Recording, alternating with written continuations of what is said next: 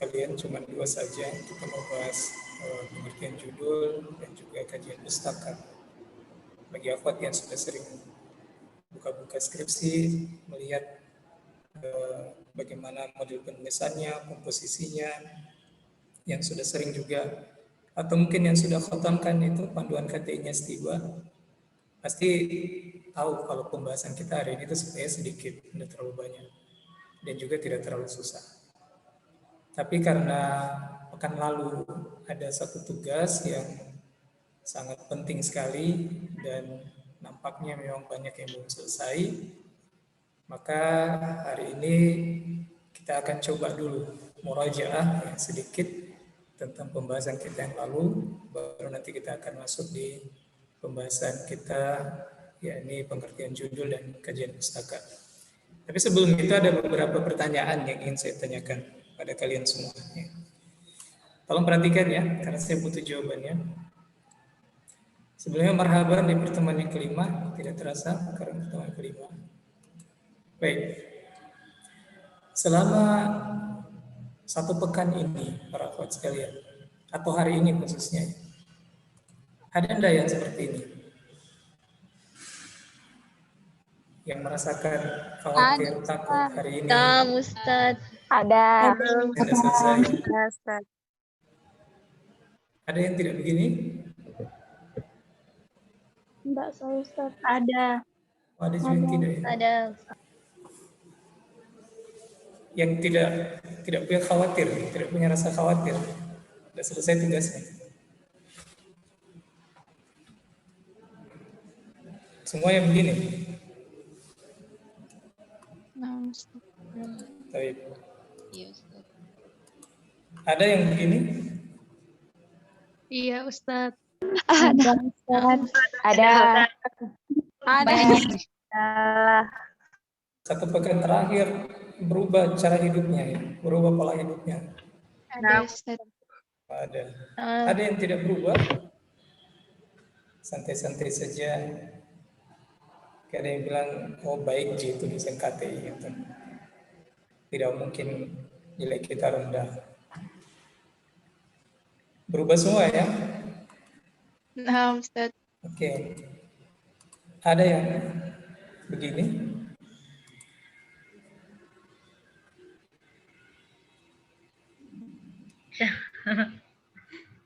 Ada. Ada, Ustaz. Ada. Ada, Ustaz. Ada yang sudah diterima judulnya di sini? Ada, Ustaz. Ada yang sudah diterima judulnya? Nah, Ustaz. Nah, Ustaz. Berapa orang?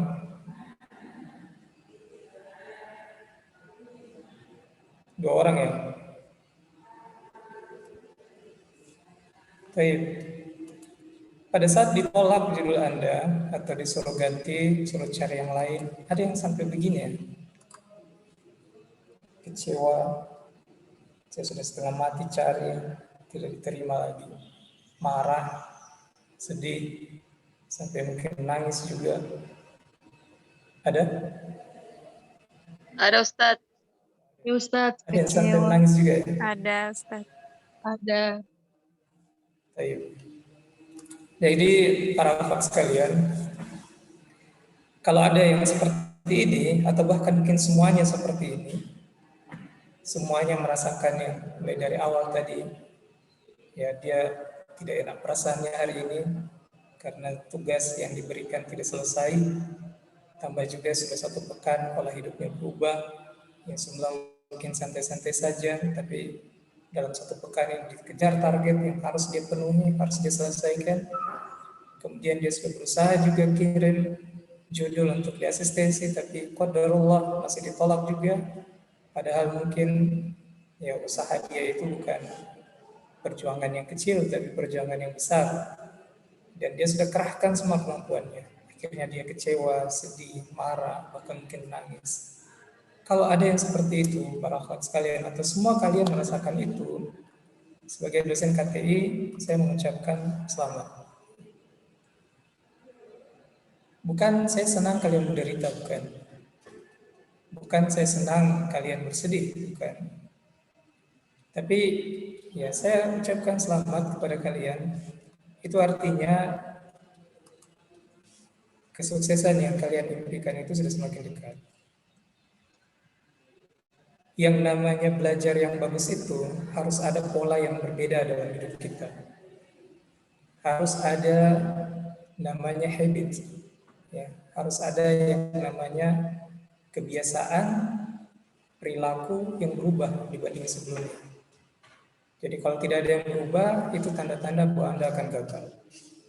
Tapi kalau ada perubahan, itu sebenarnya tanda bahwa Anda berproses. Dan kalau tujuannya jelas, insya Allah kesuksesan yang kalian impikan juga akan semakin dekat. Belajar KTI itu, para akhwat sekalian, harus seperti ini. Berbeda dengan belajar yang lain. Kalau belajar yang lain cuma mengandalkan nanti pada saat ujian tengah semester atau ujian akhir baru kemudian kita mau belajar, KTI tidak seperti itu.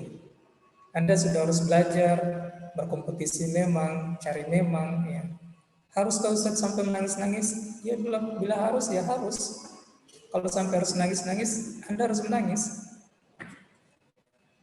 Dahulu, ya ketika kuliah S2, akan ada salah seorang dosen kami yang kuliah S3 yang mengatakan, kami dulu kalau kuliah S3 bisa gosok gigi saja, itu kita sudah syukur itu.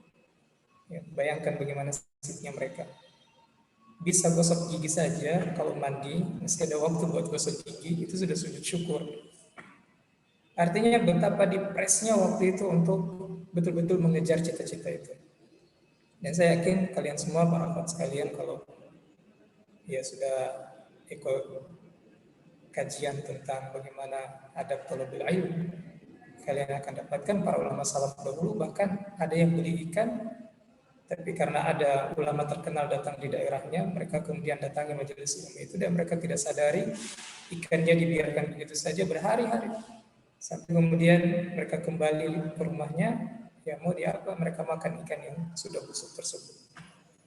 Tapi ya di balik berdarah-darahnya mereka, di balik tangisan-tangisan mereka, impitan hidup itu ujungnya adalah sebuah kesuksesan. Jadi jangan ada yang ini ya, tetap semangat ya. Harus tetap semangat. Oleh karena itu para akhwat sekalian, tugas ini untuk mencari judul ini saya perpanjang sampai pekan depan. Bisa? Insyaallah. Bisa semuanya? Saya kasih waktu sampai pekan depan diselesaikan supaya pekan depan itu kan kita sudah akan melangkah ke pembahasan yang lain. Pengertian judul hari ini, kemudian kajian pustaka, itu artinya pekan depan itu kemungkinan kita sudah akan lewati bab 1. Kita akan masuk di bab 2. Nah, kalau Anda tidak selesaikan pekan depan, itu akan semakin ketinggalan. Target kita sebenarnya pekan ini selesai judul supaya Anda bisa selesaikan dan ikut ritmenya. Kita bahas tentang pengertian judul. Anda sudah bisa tulis nanti sebentar pengertian judul. Kalau misalnya judulnya sudah ACC ya. Kemudian kajian pustaka Anda juga sudah bisa tulis. Jadi pekan depan tinggal mengikuti saja apa yang kita sudah selesai bahas, Anda sudah bikin. Ujung nanti selesai perkuliahan ini sudah rampung semua satu proposal, bila perlu sudah rampung semua sampai bab 3 kalau dia penelitian lapangan. Tapi karena belum semua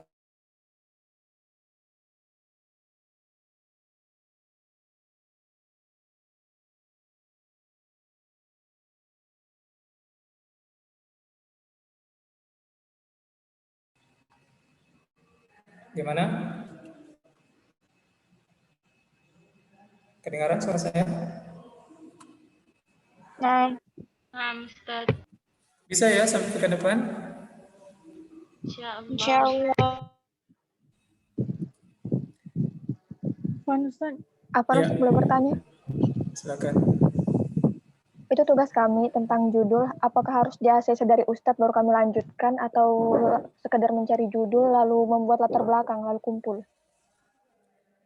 Kalau sekedar mencari judul, belajarnya di mana kira-kira? Jadi harus ACC dari Ustadz, Ya, harus di-ACC dulu, harus konsultasi dulu. iya, karena itu tugas kami. Nah, Ustadz, syukron. Ada lagi?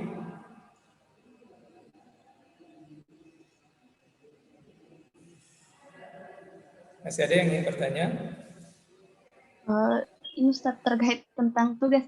Kami itu sudah kerja tugas tapi itu judul belum maksudnya belum ada kepastian dari Ustaz. Jadi kami kerja saja yang judul kami tentang latar belakang Ustaz. Ya, saya perpanjang nanti sampai pekan depan. Jadi yang selesai Ustaz, tapi belum judulnya di ACC sama Ustaz. Bagaimana diulang? Iya, diulang. Oh, paham Ustaz. Baik, ada lagi?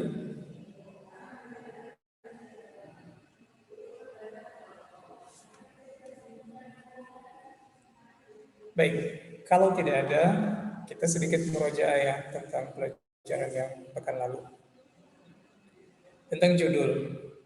Yang mungkin ada yang bertanya-tanya ini judul di mana sebenarnya ini, bagaimana cara dapatkannya. Sebenarnya yang lalu sudah sangat gamblang dijelaskan tentang bagaimana cara mencari judul, merangkai judul itu menjadi satu kalimat yang utuh, kemudian melihat masalah-masalah apa saja yang bisa diangkat menjadi judul. Tapi sedikit kita merojaah, sedikit tambahan saja ya. Di antara cara untuk kita bisa mudah mendapatkan judul, para akhwat sekalian, Anda bisa petakan terlebih dahulu masalahnya itu apa. Yang lalu kita sudah jelaskan bahwa masalah itu banyak, berbagai macam masalah. Tapi masalah-masalah itu akan runyam kita lihat, ya. Akan kesulitan untuk kita bisa deteksi yang mana kita mau ambil kalau kita tidak petakan. Kalau ada yang dari daerah semua banyak ya, ketika datang ke Makassar dulu sudah langsung tahu tidak lokasinya Setiba?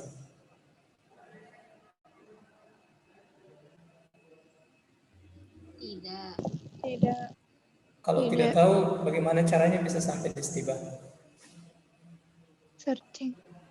Searching, dicari di Google Maps. Cari Google Map ya. Oke. Itu cara supaya kita bisa sampai ke target.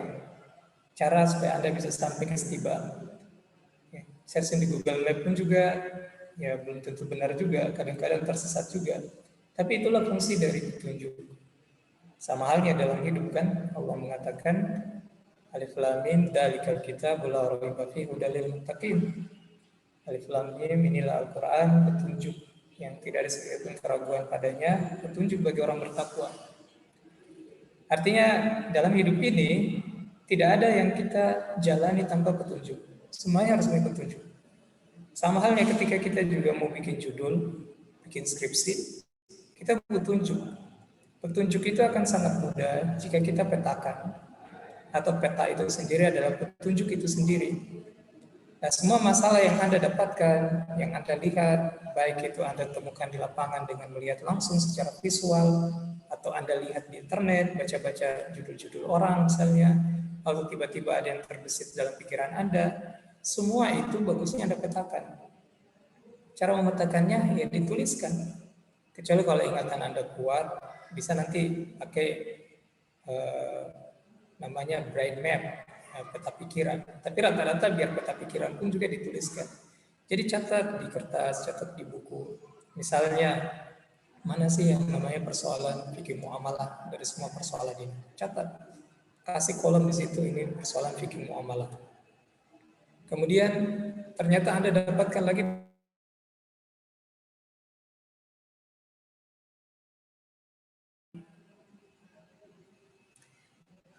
setelah Anda lihat, misalnya, oh ini dia persoalan di cocoknya ini persoalan fikih munakahat. Maka jangan kumpul dengan fikih muamalah. Kumpulkan dia di persoalan tentang fikih munakahat. Ada lagi Anda dengar persoalan itu, Anda lihat, Anda analisa, oh ternyata dia di fikih munakahat. Masukkan lagi dia di fikih munakahat. Kemudian ada juga misalnya ketika Anda bagi, dia tidak cocok di fikih muamalah. Dia tidak cocok juga di fikih munakahat. Dia cocoknya di fikih siasa. Ada lagi Anda lihat, oh cocoknya dia di fikih mawarith, dan seterusnya. Bagi seperti itu para akhwat sekalian. Supaya nanti variabel tetapnya itu jelas. Anda mau menganalisa dia ini dari persoalan apa? Ya. Contoh misalnya, banyak di antara akhwat itu yang sering sekali dia terjebak dengan judul yang dia baca di internet. Misalnya, selalu memulai dari tinjauan hukum Islam, tinjauan hukum Islam, tinjauan hukum Islam. Padahal sebenarnya, meskipun dia tidak masuk kata tinjauan hukum Islam itu, tapi kalau dia temukan kata lain yang sudah mewakili bahwasanya ini nanti menganalisanya dari tinjauan hukum Islam, maka itu sudah cukup. Sudah bisa mewakili kalimat dalam judul itu. Atau misalnya selalu misalnya tinjauan hukum Islam tentang ini dari perspektif fikih munakahat. Padahal mungkin dia sebenarnya bisa lihat perspektif fikih munakahatnya itu bisa saja mungkin diputar di depan. Fikih munakahat terhadap ini. Kalau dia bahas tentang fikih munakahat terhadap X misalnya, suatu variabel tertentu, persoalan tertentu, berarti sudah pasti dia akan kupas tentang hukum Islam. Ya, tidak mungkin fikih munakahat itu membahasnya matematika, fisika, kimia, biologi. Dia tidak akan bahas itu. Jadi dari fikih munakahat terhadap misalnya akad nikah di suatu daerah tertentu, itu sudah jelas pasti bahasanya itu hukum Islam, dan itu cocok memang untuk perbandingan mazhab.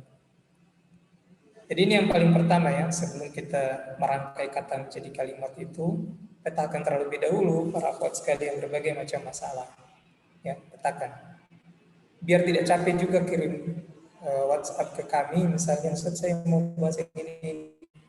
Nanti kemudian pertanyaan kami balikan kepada Anda bingung, oh iya ini maksudnya di bagian mana ini? Ya. Bagusnya memang ada catatan yang Anda tuliskan, ini masuknya di fikih muamalah, ini masuknya di fikih munakahat, ini masuknya di fikih siasat. Misalnya ada yang mengirim pesan bahas tentang penculikan Rengas Dengklok, ada yang kemarin ya.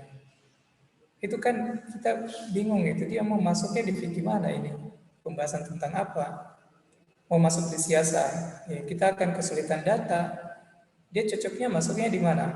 Masuknya mungkin di tarikh. Ya. Dan orang-orang tarikh cocoknya memang masuknya dia di bagian fakultas adab misalnya, humaniora. Dan dia kurang cocok untuk dibahas di kita. Kecuali kalau ada pisau analisis lain yang kita pakai. Tapi itu kembali lagi sama orang yang mau meneliti. Jadi ini ya, yang pertama para kawan sekalian, petakan dulu berbagai masalah yang ada. Mana yang persoalan fikih muamalah, misalnya mana persoalan fikih munakahat, dan seterusnya.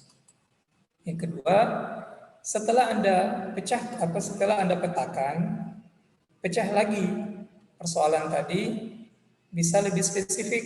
Misalnya, fikih muamalah kita sudah bagi, oh ini masalah A, B, C, D ini masuknya di kelompok fikih muamalah. Persoalan E, F, G, H, I ini dia masuknya di fikih munakahat. J, K, L, M, N misalnya masuknya di fikih siasat. Nah, ketika misalnya persoalan A itu masuknya dia di fikih muamalah, persoalan A itu kan sebenarnya bisa dipecah lagi. Misalnya ya, dalam fikih muamalah kan banyak yang kita bisa bahas, seperti misalnya ada jual beli, ada utang piutang, ada fikih gadai misalnya. Ini bisa masuk semua dalam fikih muamalah. Nah, jadi Anda tidak terpaku di muamalahnya saja, tapi jual beli itu kan banyak sekali persoalan di dalamnya. Ini juga bisa dipecah menjadi beberapa. Anda bisa lihat di lapangan misalnya di daerah Anda dalam transaksi jual beli di sini apa ya yang jadi masalah, jadi persoalan yang bisa saya angkat menjadi judul. Atau kalau persoalan jual beli tidak dapat persoalan, coba beralih. Oh, kayaknya ada di persoalan utang piutang. Oh, di sini ternyata kalau utang piutang ada satu model transaksi utang piutang itu seperti ini, ada akadnya seperti ini, kayaknya menarik kalau saya angkat. Jadi Anda sudah bisa dapatkan titik terang ketika Anda pecah lagi itu yang fikih muamalah tadi menjadi beberapa. Misalnya penggadaian kan bukan masuk di utang piutang, dia juga tidak masuk di jual beli, lain lagi dia pembahasannya. Nah sekarang Anda lihat, misalnya Anda baca di internet atau baca satu penelitian, ini dia meneliti tentang gadai. Tapi ada yang mesti menjadi persoalan dan belum diteliti. Kayaknya menarik untuk saya teliti. Atau di daerah Anda ada transaksi gadai misalnya, tapi modelnya jauh dari Islam, jauh dari kesan syar'i, misalnya syariat. Itu bisa Anda ambil juga jadi judul, nanti penelitiannya penelitian lapangan. Dan seterusnya. Kita ambil contoh misalnya di fikih munakahat. Fikih munakahat juga banyak pembahasannya, ada fikih nikah, ya. Di dalamnya misalnya ada akad nikah, kemudian bagaimana ya di akad nikah juga banyak masalah. Saya dalam persoalan ijab kabul misalnya, atau persoalan walimahnya misalnya, ada yang model walimahnya seperti ini, apakah ini syar'i atau tidak. Ada misalnya akad nikah tapi dia menggunakan isyarat, bagaimana hukumnya. Atau akad nikah tapi yang satu tidak berada di daerah situ tapi dia misalnya online dan seterusnya. Nanti tinggal lihat lagi apakah ini sudah dibahas atau belum. Kalau ternyata ada yang belum dibahas, itulah yang Anda angkat. Kalau sudah dibahas, bisa cari bagian lainnya. Misalnya sudah dibahas Ustaz, tapi kalau saya baca di penelitian itu, saya bandingkan dengan realitas yang terjadi, misalnya karena saya mau telitinya lapangan Ustaz di daerah saya lihat di daerah saya, misalnya pernikahannya, akadnya itu online, di daerah saya itu beda dengan apa yang dibahas di penelitian yang sudah diteliti Ustaz. Jadi saya mau teliti juga meskipun sama-sama akadnya model pernikahannya itu ijab kabulnya itu online, tapi karena dia beda dengan apa yang terjadi di lapangan di daerah saya mau teliti Ustaz. Maka itu boleh selama kita punya hujah. Karena pertanyaan yang paling sering ditanyakan itu sudah pernah diteliti atau belum, atau apa yang membedakan penelitian Anda ini, antum semua ini dengan penelitian yang sudah ada. Baik, ya. Misalnya tadi fikih munakahat tentang fikih nikah. Atau dalam fikih munakahat kan ada tentang talak. Nah, talak itu kan banyak macamnya. Anda sudah belajar cari-cari juga di internet, sudah pernah dibahas ini. Tapi kayaknya bagus kalau saya mau lihat, karena di daerah saya misalnya ada kejadian seperti ini talaknya, saya mau studi kasus saja. Cek lagi misalnya di penelitian sebelumnya, belum pernah ada studi kasus tentang ini. Saya akan Anda ambil. Ya, maksudnya di pembahasan fikih munakahat tentang talak misalnya. Atau fikih jima misalnya dan seterusnya. Itu kan semua masuk dalam fikih munakahat. Dan lain-lain. Intinya jangan terjebak dengan model judul yang Anda lihat di internet atau yang baca di bank judul yang saya kirimkan itu. Jangan. Anda silakan berimprovisasi, bagi seperti ini, bikin mappingnya, bikin mapnya, bikin petanya, supaya nanti banyak pilihan yang Anda bisa dapatkan. Tidak terpaku pada satu model. Bisa dipahami ini, para kawan sekalian?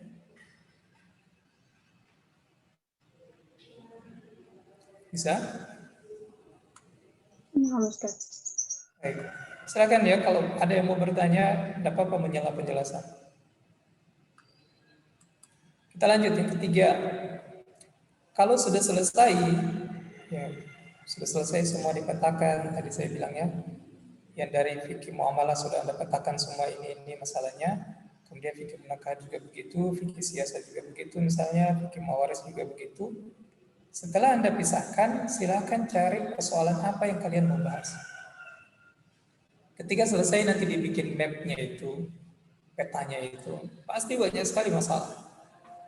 Dan disitulah sebenarnya senyum pertama bagi seorang peneliti itu akan mengembang.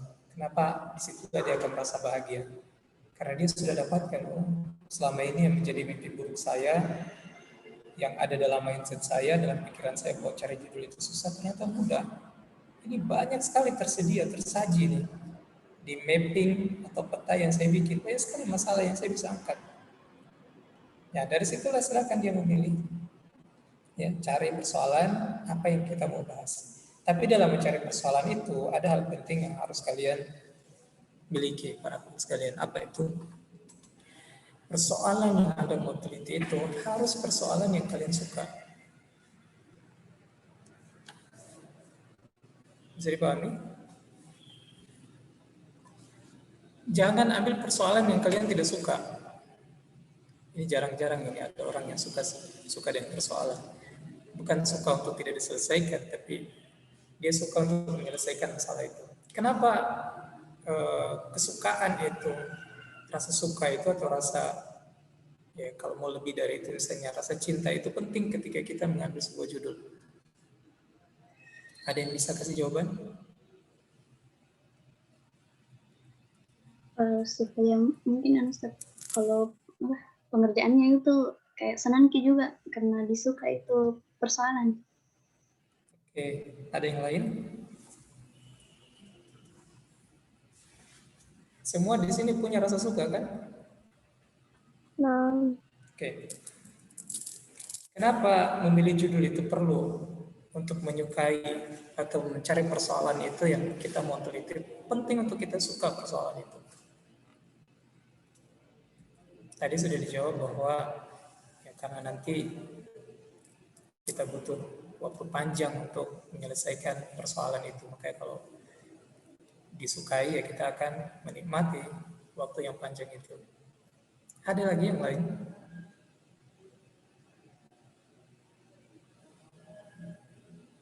Kenapa kita perlu menyukai persoalan yang kita mau angkat jadi judul?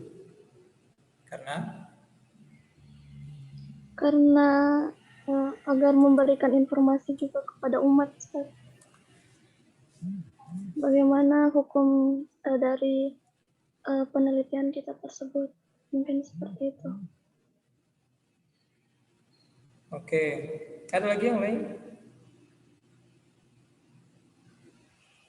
Kalian semua kan calon peneliti. Kalau persoalan Ya. Gimana? karena kalau persoalan itu kita sukai, apapun tantangannya kita akan berusaha menyelesaikan. Oke. Kita ganti kalau begitu. Persoalan tersebut harus dicintai. Mungkin kalau suka levelnya masih agak rendah. Harus dicintai. Kalian pernah mencintai sesuatu semuanya?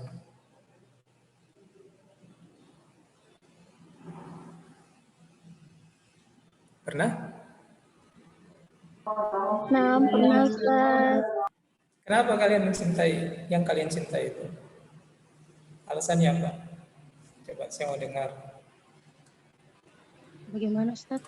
Karena tertarik. Tertarik. Oke. Coba Carmila. Ada Carmila?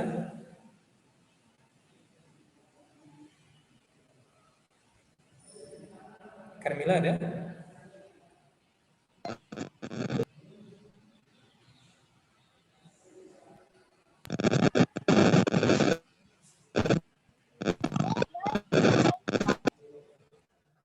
Ada Carmila?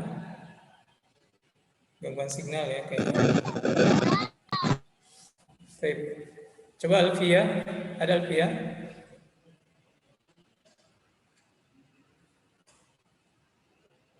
Ada Alfia?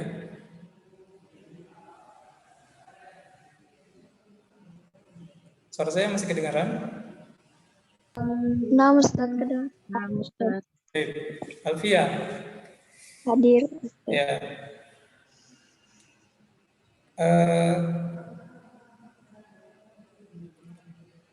Alfia pernah mencintai sesuatu?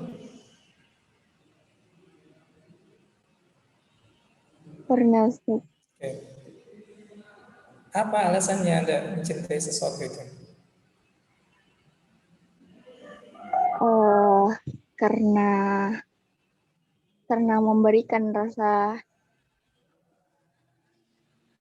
Karena memberikan rasa nyaman.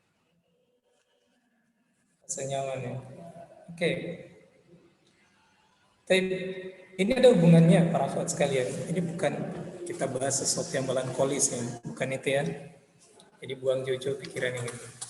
Ini penting karena sebagian besar bahkan sebenarnya sudah jadi rahasia umum. Sesuatu yang dikerjakan tanpa dasar cinta itu tidak akan pernah langgeng.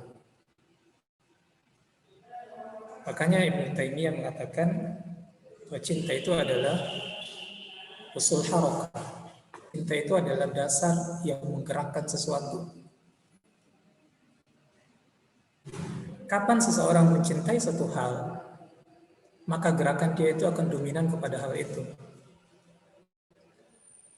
Kalau dia sudah mencintai persoalannya, dia angkat menjadi judul, maka gerakan tubuhnya itu sampai pikirannya termasuk hatinya, dia akan curahkan kepada itu. Kepada persoalan itu, kepada judul itu. Karena cinta itu,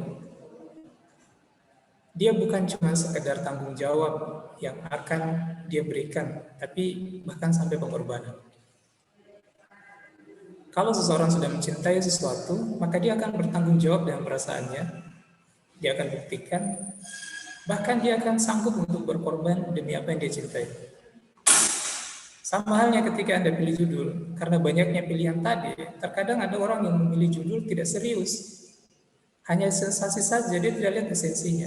Mentang-mentang mungkin ini lagi booming, dia sudahlah ini saja deh yang saya mau ambil.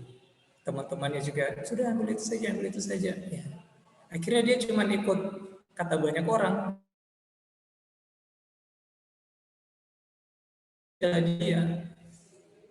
Jadi di tengah-tengah perjalanan dia sudah mulai merasa ya, karena kecintaannya tidak ada, atau mungkin karena euforia kesenangan dia, kenyamanan dia tadi itu hanya di awal, di tengah perjalanan hilang semangatnya. Akhirnya ya kalau kerja salah-salah saja, yang penting jadi, yang penting wisuda. Tidak ada totalitas yang dia berikan.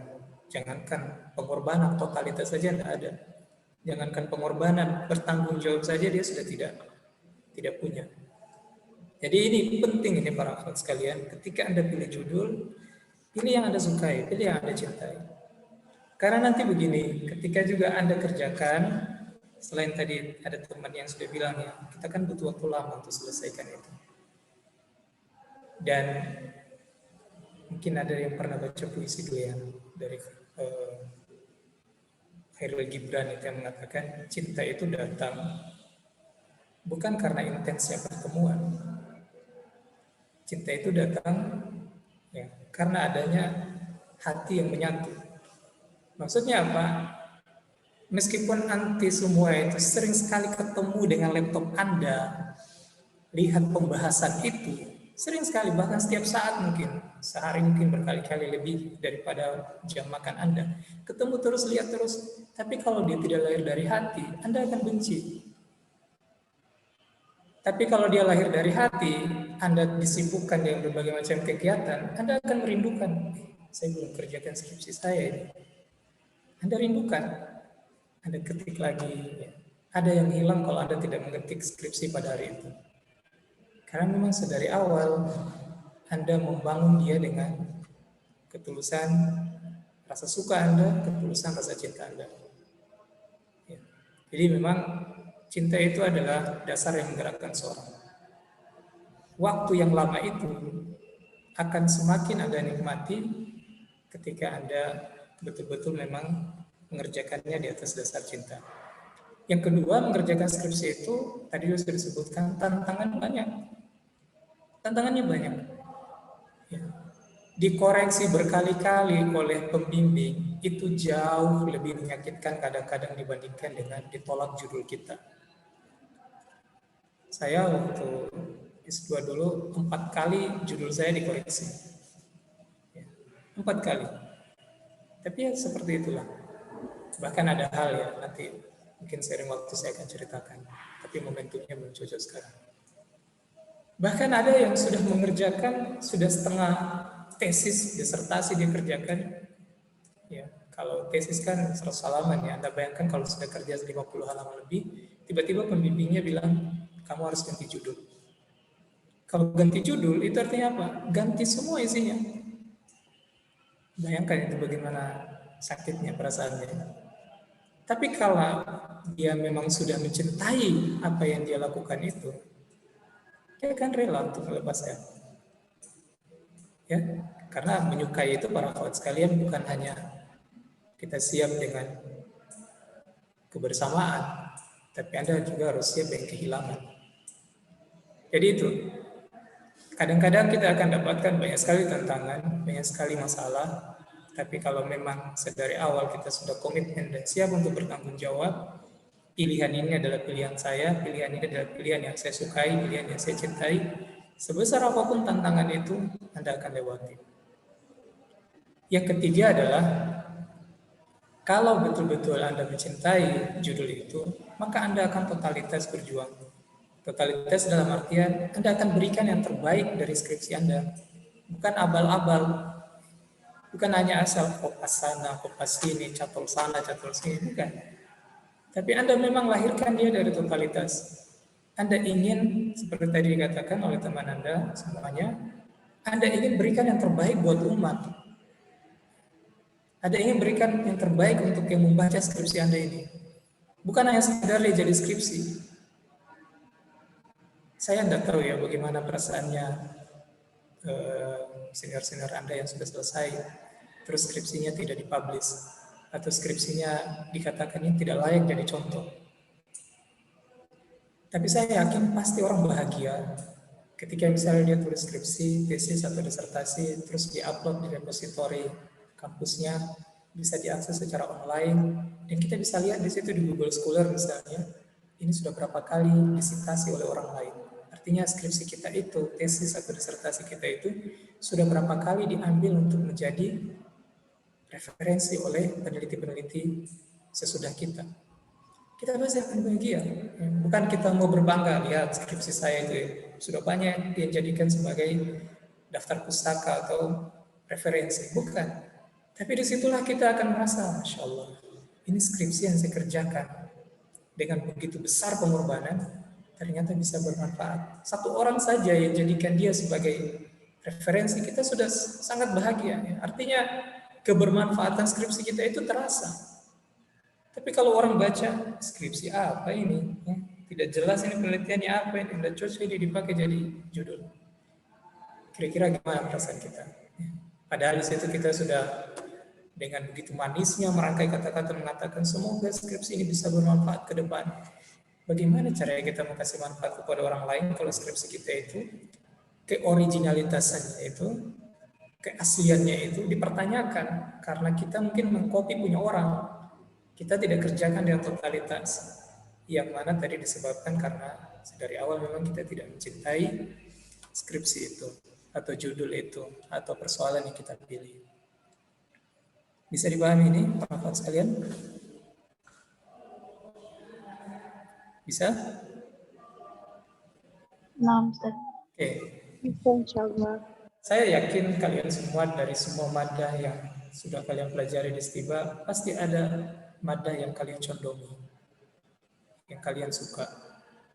Mungkin dia sukanya tentang masalah muamalah, yang satu sukanya misalnya masalah siasa, yang satu sukanya tentang masalah taharah misalnya. Silakan ambil itu, cari persoalan itu. Kalau tidak dapat Ustaz, tadi kan saya bilang, menyukai itu bukan berarti Anda harus siap dengan kebersamaan, tapi Anda juga harus siap dengan perpisahan, cari yang lain. Namanya juga pilihan ya. Sampai memilih untuk tidak memilih juga pun juga pilihan. Ya. Baik, kita lanjut. Ketika persoalannya sudah Anda temukan, oh ini yang saya sukai. Maka selanjutnya adalah cari tahu apakah persoalan tersebut sudah dibahas atau belum. Jadi jangan langsung, tidak bisa ini. Saya sudah suka ini, pokoknya yang tidak mau ya. Tetap ini akan saya bahas. Mau sudah dibahas orang lain kah, mau belum kah, banyak yang bahas kah atau belum. Ini yang saya mau bahas. Itu namanya egois. Ya. Itu salah, tidak boleh. Karena kenapa? Kalau persoalan itu sudah dibahas, cari hal apa dari persoalan tersebut yang belum dibahas. Saya sudah pernah jelaskan, misalnya tadi ya tentang persoalan taharah. Dia bahas misalnya tentang wudu. Pembahasan tentang wudu ada banyak sekali. Misalnya dia bahas wudunya tentang rukun wudunya. Kita mau bahas juga tentang rukun wudu, tapi dia sudah bahas duluan. Cari lagi. Ya, tidak perlu langsung beralih kepada persoalan tayamum misalnya. Wudu sendiri juga masih banyak. Bukan hanya persoalan rukunnya kan, persoalan airnya misalnya. Persoalan juga banyak juga kejadiannya. Bagaimana kalau misalnya dia di daerah yang sangat dingin sekali, suhunya sampai minus misalnya derajat Celcius. Bagaimana kalau dia pakai air di situ, Ustaz? Kan bisa menimbulkan mudarat. Nah, itu bisa jadi bahan penelitian. Jadi, kalaupun sudah dibahas, cari hal apa yang dari persoalan itu yang belum dibahas. Banyak. Gunakan analisa Anda. Kalau jawabannya dari persoalan ternyata diprediksi sama atau bahkan memang sama, maka sebaiknya ganti yang lain. Jadi kalau kita mau bahas tentang kemarin ya ada beberapa misalnya yang sering saya kasih contoh itu Mapache misalnya di Makassar atau Bugis. Ada di daerah lain misalnya di Sulawesi Tenggara mirip-mirip juga Mapache. Tapi ketika kita analisa memang sih beda namanya kalau di Bugis Mapache, kalau di Sulawesi Tenggara misalnya lain lagi namanya, beda namanya. Tapi kalau saya analisa, ini kesimpulan penelitiannya sama. Kesimpulannya nanti hukumnya sama seperti yang dibahas di Mapache ini. Maka sebaiknya ganti yang lain, jangan bahas yang itunya. Coba lihat misalnya, apa yang dibahas atau apa saja ritual yang dilakukan pada kegiatan itu misalnya di Sulawesi Tenggara. Pasti kan banyak yang dilakukan. Kalau Mapache sendiri misalnya dari ambil daunnya, ditumbuk, kemudian diberikan ke tangannya, ya harus dikurung berapa hari misalnya ya, dipingit berapa hari, kemudian ada ritual apakah yang harus dilakukan. Anda coba lihat lebih spesifik dari satu perspektif, misalnya saya mau bahas tentang tumbuhannya tadi itu, misalnya. Ternyata tumbuhannya ada tumbuhan jenis lain yang dipakai, bagaimana? Ya, dilihat tumbuhan ini kemudian ditempelkan ke kukunya kah atau apanya misalnya. Bagaimana dalam tujuan hukum Islam? Atau ternyata ada ritual lain yang harus diyakini oleh sang mempelai ini misalnya sebelum nanti dia melangsungkan walimah atau akad nikah. Itu juga bisa diteliti dari satu perspektif. Jadi jangan terpaku hanya melihat secara keseluruhan. Saya kasih contoh begini. Semua pernah lihat kursi? Pernah. Nah, ya. Kursi itu bagiannya apa saja? Sandaran, Sandaran, apa lagi? kaki, Kakinya, apa lagi?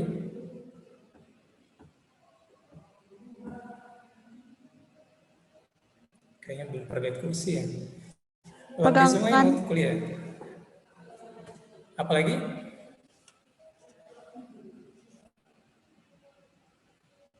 Apa?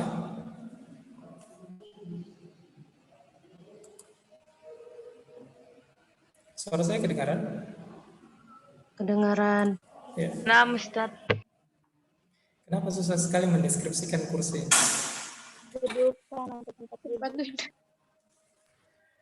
Kursi punya kaki, apalagi punya pegangan Punya sandaran. tangan, ya, meja Pegangan. kecil, oke, sandaran, apalagi ada sofa-sofanya juga, ya, ada bautnya, banyak.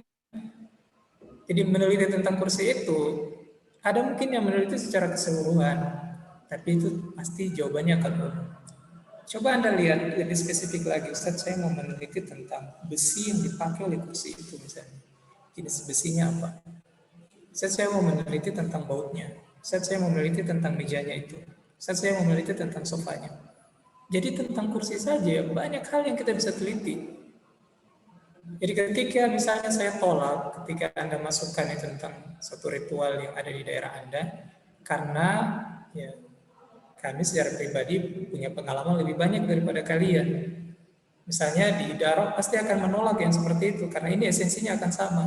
Makanya saya arahkan, coba lihat dalam kacamata utuh itu. Ketika Anda melihat ritual yang dilakukan di daerah Anda itu, coba bagi. Ritual itu kan misalnya terjadi dalam satu hari. Dalam satu hari kan tidak mungkin dia cuma duduk-duduk saja di depan makanan yang disajikan itu.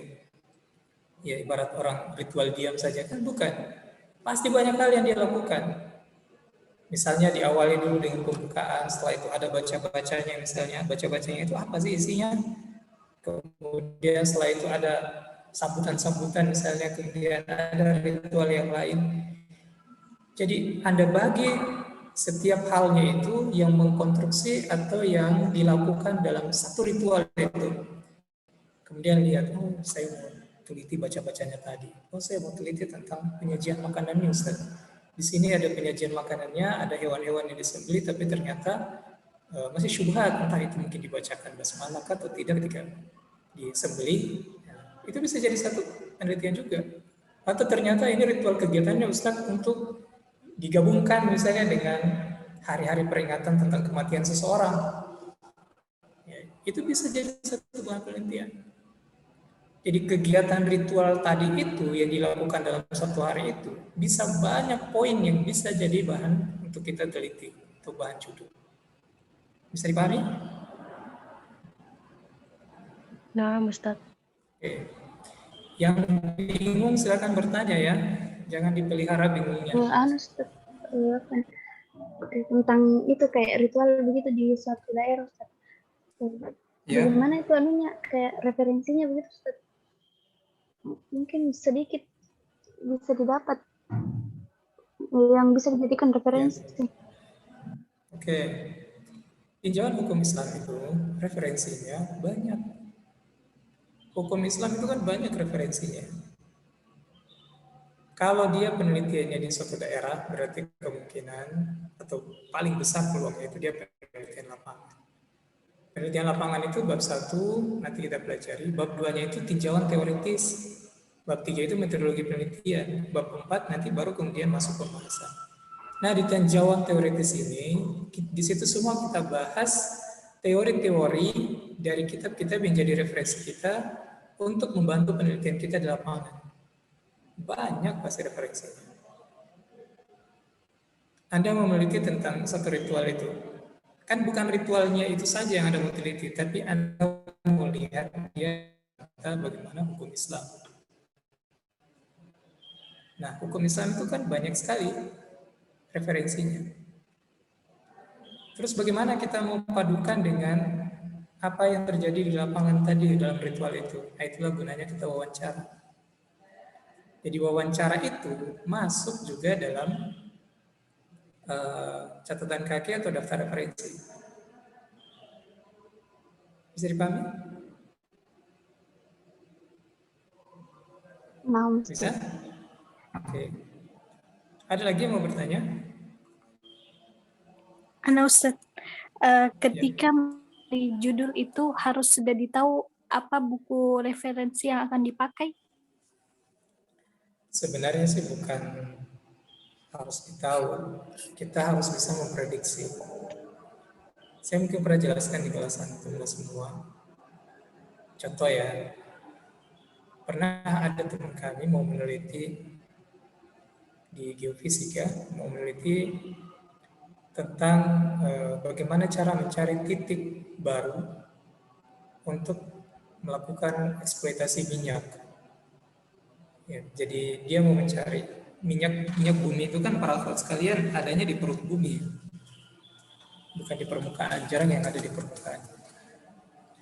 Nah, bagaimana caranya kita mau deteksi kalau di daerah ini ada minyak? Ada yang nonton berita baru-baru tentang satu desa yang tiba-tiba kayak mendadak beli mobil banyak semua, terus mobilnya banyak masuk bengkel karena ternyata tidak ada yang tahu mobil. Nonton beritanya ya? Oke. Nah, Ustaz. Kenapa mereka bisa kayak mendadak? Ternyata kebunnya dibeli sama Pertamina. Karena Pertamina mau buka di situ sumur bor untuk pengoboran minyak. Pertanyaannya, dari mana dia tahu kalau di situ ada minyak di bawahnya? Jangan sampai dia sudah keluarkan budget banyak, ya beli mesin ini dan seterusnya sebuah orang ini, ternyata setelah dibor tidak ada minyak. Caranya adalah ya ada alatnya. Nah, itulah yang kemudian mau diteliti oleh teman kami. Tapi alat itu tidak ada di Unhas waktu itu, tidak ada. Dia harus pinjamnya ke IPB waktu itu, Institut Teknologi Bandung. Dan satu hari biaya peminjaman alatnya itu adalah kalau tidak salah dulu 40 sampai 50 juta. Jadi alatnya ada, tapi di ITB. Dan kemudian biaya sewanya mahal. Itu jadi bahan pertimbangan kita ketika mau meneliti. Sama halnya ketika kita meneliti pustaka atau lapangan, pikirkan ya, cinta pun itu tadi saya bilang, cinta itu juga para akhwat sekalian tidak boleh cinta buta. Anda juga harus pikirkan kemampuan saya bagaimana. Itulah tadi saya bilang, siap tidak berkorban? Siap tidak bertanggung jawab dengan perasaan Anda? Saya menyukai judul ini, Ustaz. Oke, coba sekarang lihat realitasnya. Ada enggak kamu punya referensi tentang itu? Saya tidak punya, Ustaz. Tapi saya siap berkorban untuk beli. Berapapun budgetnya saya siap, Ustaz, untuk sisihkan. Saya mau beli itu bukunya. Kalau memang penelitian saya tentang ini diterima oleh idola. Oke, silakan. Tapi kalau kamu siap, ya tunggu, Ustaz. Tapi saya cinta, Ustaz, sama ini. Saya suka ini judul ini. Tapi kamu udah punya referensi. Ya. Jadi tidak cukup hanya modal suka saja, harus siap juga dengan modalnya, dengan modal-modal yang lain yang ikut dengan apa yang kita pilih itu. Jadi, tapi itu bukan berarti menjadikan Anda mundur memang dari awal. Yang namanya Anda menyukai, Anda harus siap untuk berkorban mendapatkan apa yang Anda sukai tadi. Berjuang untuk mendapatkan dia. Jadi kalau memang tidak ada, coba ukur-ukur kemampuan kita. Saya bisa beli ini bukunya. Kalau saya sudah ada kan lebih bagus lagi. Kalau tidak ada ya saya bisa adakan. Apa-apa, silakan Anda ambil. Beberapa akhwat saya ada yang meneliti tentang ada kejadian-kejadian ini ya, kejadian-kejadian di kasus-kasus kesehatan. Saya sarankan silakan beli buku-buku kedokteran atau buku keperawatan. Dan buku kedokteran itu dan keperawatan biasanya harganya tidak murah. Harganya pasti mahal. Tapi itu tadi ya, di antara mereka yang mengatakan sulit Ustaz didapat bukunya. Saya katakan lagi, coba cari link. Siapa tahu ada teman Anda atau siapa Anda bisa kenal untuk bisa mengadakan buku yang Anda butuhkan. Ternyata masih sulit juga, ya maka mau tidak mau harus dirubah. Karena tidak mungkin kita menulis tanpa referensi. Tidak?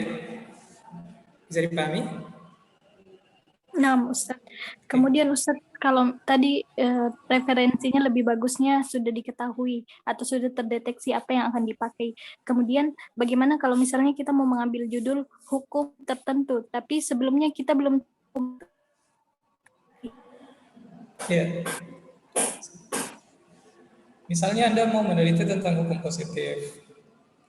Hukum positif itu, para akhwat sekalian, itu hukum yang dipelajari oleh kampus-kampus umum. Kalau kita ini belajarnya hukum syariat. Hukum syariat maksudnya Ustadz, misalnya hukum apa begitu Ustadz? Ya. Hukum Islam. Tidak ada masalah. Kenapa? Karena kalian sudah belajar tentang kawaid kan? Kaidah-kaidah fikih kan? Pasti dalam penetapan hukum itu tidak lari itu dari kaidah-kaidah fikih itu. Makanya ilmu alat itulah yang kalian pakai. Kecuali kalau sudah menyeberang ke hukum positif, baru kemudian biasanya kita tidak izinkan itu istibah. Kenapa? Kalian belum pernah pelajari. Bahkan pengertian hukum positif pun juga kalian tidak tahu. Ada yang tahu di sini? Tidak ada ya? Oke, bisa dipahami? Nah, Ustaz, insya Allah. Ada lagi yang bertanya? Saya, Ustaz. Ya, silakan. Jadi judul nanti yang kami masukkan itu apakah harus tentang fikih atau boleh akidah, tafsir, bahasa atau yang lainnya, Ustaz? Sebenarnya begini ya, kalau dia masalah akidahnya itu dominan, sebaiknya jangan, karena kita bukan jurusan akidah. Kecuali kalau akidahnya itu Anda mau bandingkan atau Anda mau ulas dia dengan kaidah fikih misalnya, maka itu boleh. Misalnya kan Anda belajar tentang hadis, ada hadis ahkam misalnya, itu bisa dipakai meskipun mungkin penjelasannya, pembahasannya banyak juga hadisnya, tapi dia tentang hukum, diarahkan ke hukum. Misalnya tafsir ayat ahkam misalnya, itu boleh, itu boleh diambil. Makanya Anda harus bedakan, ini kira-kira kalau saya bahas lebih mengarah ke mananya ini. Saya bahas tentang tafsir. Tafsir ada juga jurusan tafsir Al-Quran. Tapi tafsir yang ini Ustaz, misalnya saya mau arahkan ke tafsir ayat ahkam misalnya. Tafsir ayat ahkam ini dan implementasinya terhadap suatu kejadian ini misalnya, itu boleh. Atau misalnya ya penetapan satu hukum di tafsir dengan tafsir ayat ahkam ini. Itu boleh, silakan. Bisa dipahami? Iya Ustaz, insyaallah. Ya. Syukran. Ada lagi? Baik, sambil menunggu. Jadi kalau ada pertanyaan silakan tanyakan saya langsung. Saya lanjut sedikit. Kemudian ini yang paling penting yang ketiga ya. Persoalan yang kalian angkat itu yang tadi sudah ditanyakan harus sesuai dengan program studi Anda.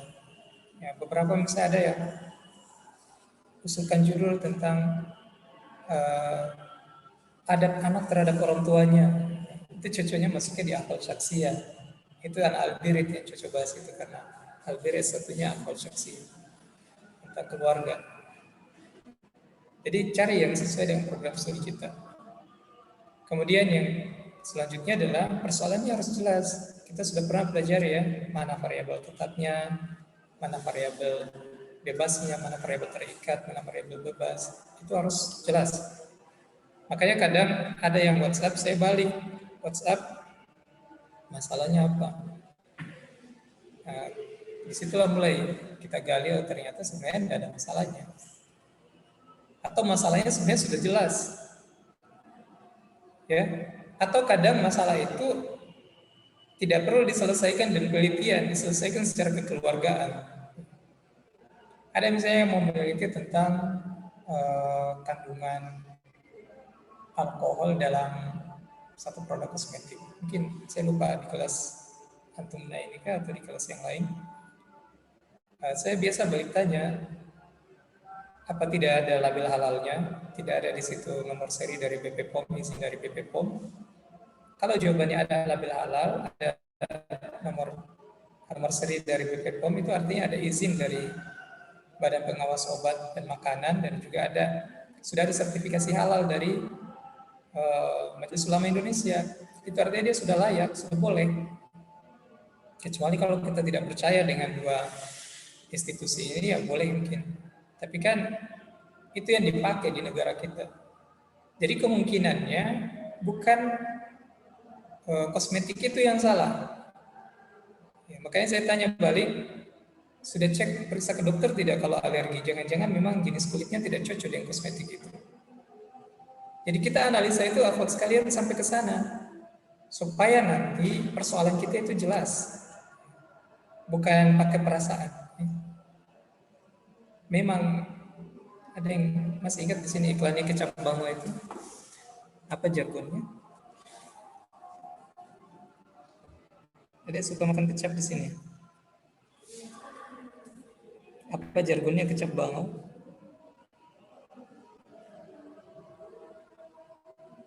Ada yang tahu?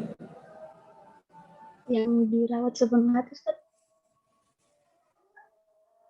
Bukan. Yang tentang rasa itu.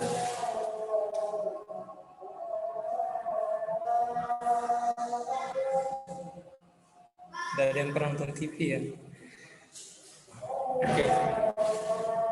Kecap bango itu bilang gini, rasa itu tidak pernah bohong. Begitu ya? Iya. Ya. Tapi rasa itu bisa salah. Ya enggak? Memang rasa tidak pernah bohong. Kalau Anda rasakan misalnya makan nasi tiba-tiba atau makan garam, terus Anda rasa, maka rasa yang Anda rasakan itu pada saat Anda makan garam itu tidak bohong. Seperti itulah memang rasanya. Tapi rasanya itu bisa salah. Kapan dia salah? Ketika Anda ucapkan makan garam, misalnya Anda bilang, ini garamnya manis ya. Itu salah. Tapi rasa yang Anda rasakan tadi itu tidak salah. Afwan, bukan tidak salah, tidak bohong. Nah sama ketika kita mau meneliti, Tapi tidak jelas ini persoalannya bagaimana. Kita tidak teliti juga, tidak lakukan observasi di awal. Seperti tadi saya katakan, coba cek dulu ke rumah sakit. Dokter kulit misalnya. Bisa jadi mungkin dia alergi dengan sesuatu. Kulitnya memang yang berbeda dengan kulit orang kebanyakan. Itu penting supaya apa? Ketika kita mau meneliti, persoalan ini bukan dibangun atas dasar perasaan. Memang perasaan Anda tidak bohong, tapi perasaan Anda bisa salah. Jadi jelas ya, harus jelas mana variabel tetapnya, mana variabel bebasnya. Kemudian yang terakhir adalah brainstorm dengan orang lain. Apa itu brainstorm? Kita tukar pikiran dengan orang lain. Bisa sebenarnya sebelum Anda konsul ke kami, tidak apa-apa tanya-tanya teman. Karena kadang-kadang mungkin teman ketika dia searching judul itu, dia lihat. Kita yang mungkin terburu-buru, kita tidak lihat judul itu. Jadi ketika kita tanya sama teman, coba lihatkan dulu judulku ini. Teman bilang, sudah pernah dibahas ini. Saya pernah lihat misalnya ketika searching di situs ini. Atau cari misalnya di bawah judulnya Setiba. Saya sudah pernah lihat. Nah, dengan brainstorm itu kita bisa dapat banyak pengalaman, bisa dapat banyak masukan dari teman-teman kita. Baik, saya kira ini para akhwat sekalian tentang meraja kita yang lalu. Ya, intinya sangat berjuang selesaikan. Masih ada waktu 1 pekan lagi saya kasih. Mudah-mudahan semuanya sudah bisa dapat judul. Sekarang saya masuk di pembahasan kita yang lain. Ada yang mau ditanyakan sebelum saya bahas?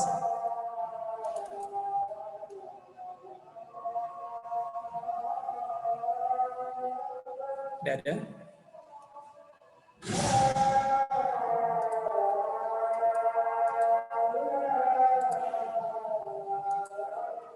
Oke, kalau tidak ada kita masuk.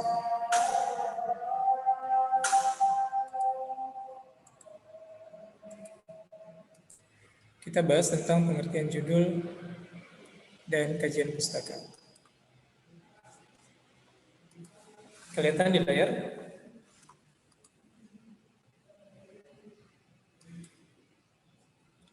Suara saya kedengaran? Iya, Ustaz. Ya. Kita masuk pengertian judul.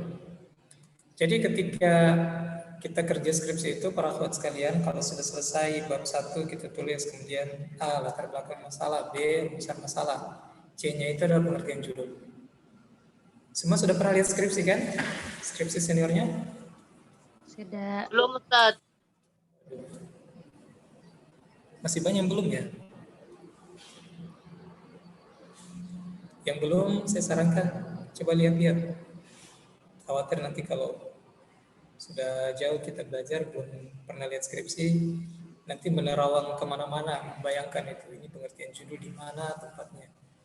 Jadi lihat-lihat memang ya. Nah, sekarang kita masuk pengertian judul itu apa? Pengertian judul dalam library research. Library research itu artinya penelitian pustaka ya. Library itu kan pustaka, research itu penelitian. Kalau di dalam penelitian pustaka, pengertian judul itu dia isinya adalah penjelasan dari judul yang kita mau teliti secara umum. Jadi dijelaskan dulu secara umum dari judul itu. Kemudian setelah itu kita kasih batasan makna dari kata atau himpunan kata yang terdapat pada penelitian judul itu. Misalnya apa? Ada yang bisa kasih contoh judul di sini?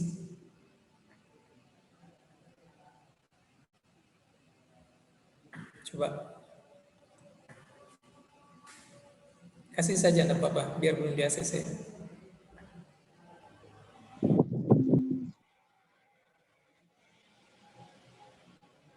Ada?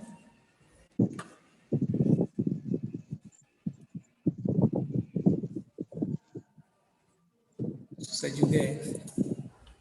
Kalau contoh judulnya orang Ustaz, Boleh, silakan. misalnya ini di sini ditulis pemberian zakat terhadap non-muslim, studi komparatif antara madhab Hanafiyah dan madhab Malikiyah.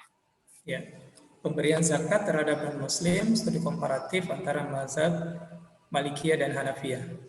Nah, kalau kita tulis dia di penelitian pengertian judul, berarti Kita jelaskan dulu secara umum apa yang kita mau teliti, apa dari pengertian judul itu. Kemudian kita bagi per kata. Misalnya pemberian zakat. Pemberian tidak usah dijelaskan, orang sudah mafhum, sudah paham ini. Zakat, zakat ini perlu dijelaskan. Silakan kita artikan zakat adalah ini dan seterusnya. Kemudian non-muslim. Non-muslim kita artikan lagi apa yang dimaksud dengan non-muslim dalam penelitian kita ini. Kemudian komparatif, apa itu komparatif kita jelaskan lagi. Kemudian Imam Malik dan Imam Syafi'i misalnya. Siapa Imam Malik, siapa Imam Syafi'i. Itu yang dimaksudkan dengan kita berikan penjelasan terhadap batasan makna dari kata, ingatlah kata atau himpunan kata yang terdapat pada judul yang kita mau teliti. Jadi bikin pengertian judul itu tidak susah. Cuman yang kadang-kadang perlu diingat adalah kalau kita mau cari definisi dari kata itu, mau memberikan pengertian, kalau dia katanya bahasa Indonesia, cari di kamus bahasa Indonesia. Tapi kalau dia kata bahasa Arab yang sudah diserap dalam bahasa Indonesia, sebaiknya cari pengertiannya di kamus bahasa Arab atau di kitab-kitab para ulama. Saya tentang zakat, coba cari definisi zakat yang dijelaskan oleh para ulama. Jangan ambil definisi zakat dari KBBI, Kamus Besar Bahasa Indonesia. Ya, tentang misalnya kalau ada yang bahas tentang masa iddah misalnya. Iddah itu kan tidak ada dalam bahasa Indonesia. Mungkin tidak tahu sekarang kalau sudah diserap dalam KBBI misalnya. Tapi kan penjelasan yang paling bagus tentang masa iddah itu adalah penjelasan para ulama kita yang membahas tentang masa iddah. Makanya referensinya cari di sana. Baik ya. Kalau di penelitiannya lapangan, field research, biasanya bukan pengertian judul dipakai namanya, tapi diganti menjadi fokus penelitian dan deskripsi fokus. Kalau tadi penelitiannya pustaka, dia pakainya itu pengertian judul. Kalau penelitiannya lapangan, bukan lagi pengertian judul, namanya diganti jadi fokus penelitian dan deskripsi fokus. Isinya apa Ustaz? Isinya sama saja. Fokus penelitian ini adalah penjelasan dari judul secara umum. Deskripsi fokus ini adalah penjelasan terhadap batasan makna atau kata-kata ya, atau himpunan kata yang terdapat dalam judul penelitian. Oke, itu tentang pengertian judul. Tidak ada masalah, nanti silakan baca-baca. Tapi kalau ada yang mau bertanya nanti silakan. Terakhir, kajian pustaka. Kajian pustaka, ya, para hafal sekalian, masih ingat kan pustaka itu apa? Buku. Ya, buku. Jadi kajian pustaka itu kita mengkaji buku yang kita mau pakai dia sebagai referensi kita pada saat kita meneliti.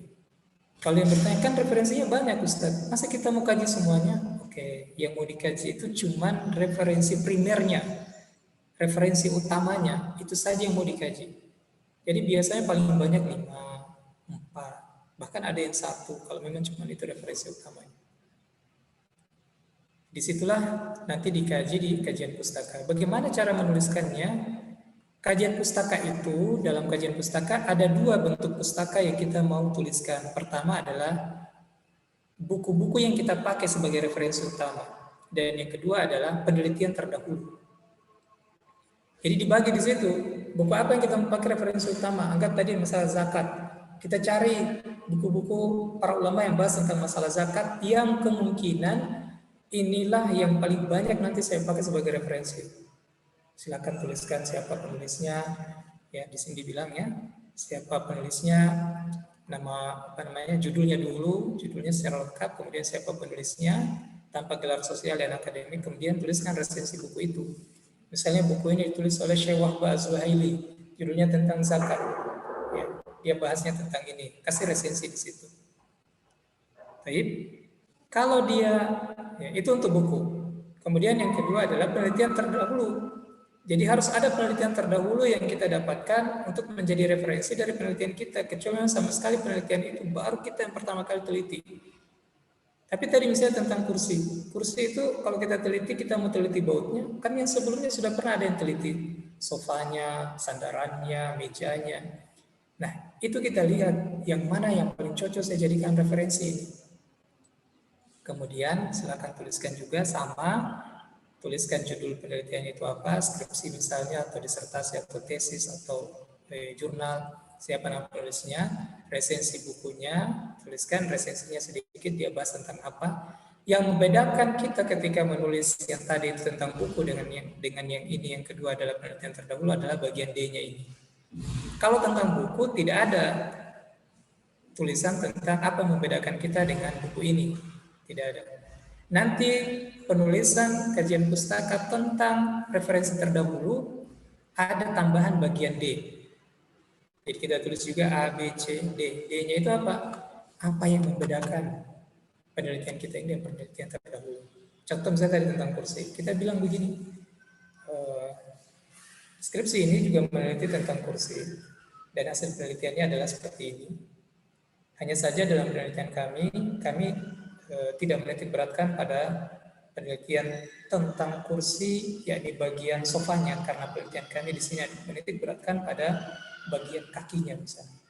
Itu sudah memberikan gambaran bahwa ada perbedaan. Tapi penelitian yang kita pakai tadi, apa yang kita dapat itu yang sebelumnya tadi itu, kemungkinan akan kita jadikan referensi supaya kita bisa terarah dan memang tidak sama penelitian dia dengan penelitian kita. Itu maksudnya. Baik, sudah selesai. Ya. Silakan jika ada yang ingin bertanya, masih ada waktu 2 menit.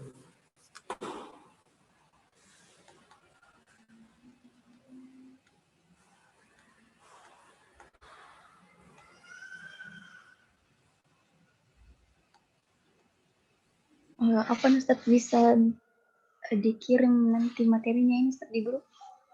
Saya belum kirim ya. Iya belum Ustaz. Oh, baik, nanti saya kirim. Ada yang ditanyakan? Apa Ustaz ingin bertanya? Ya, silakan. Berkaitan dengan judul yang tiga judul yang diajukan itu, tiga-tiganya itu harus di ACC Ustaz atau salah satunya? Atau bagaimana? Kita mau berapa? Apa Ustaz? Kita maunya berapa yang di ACC? Bukan maksudnya Ustaz, yang umpamanya cuma satu saja di ACC, yang duanya itu harus di ACC juga, harus disetujui begitu juga Ustaz. Ya, kita maunya berapa?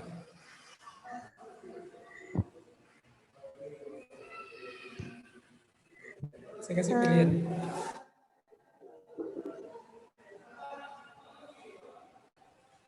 Tiga-tiga mungkin Ustaz. Kan Ustaz, maksud saya kan Ustaz, umpamanya kita ajukan 3, terus dalam 3 itu hanya 1 di ACC. Jadi yang 2 itu tidak perlu dikasih konsul lagi Ustaz. Gitu. Kalau kita mau 3-tiganya berarti 2-nya harus dikonsul lagi.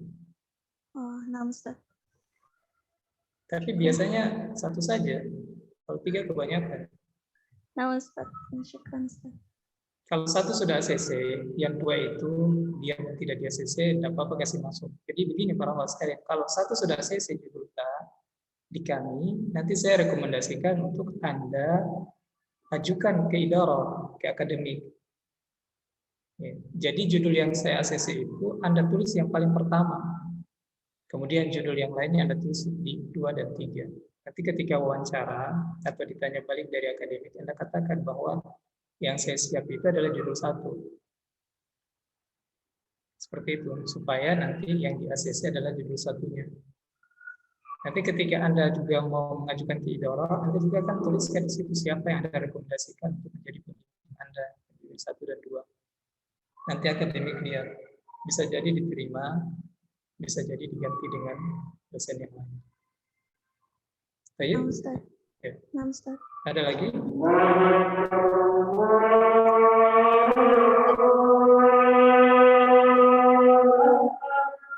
Tidak ada ya?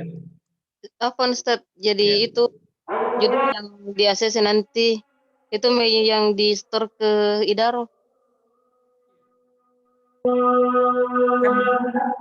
Lebih enak perasaan Anda kalau di ACC memang sama dosen KTI-nya kan? Atau bagaimana?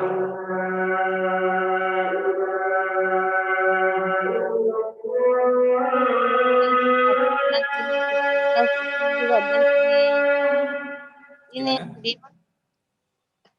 besar suaranya Ustaz Afwan.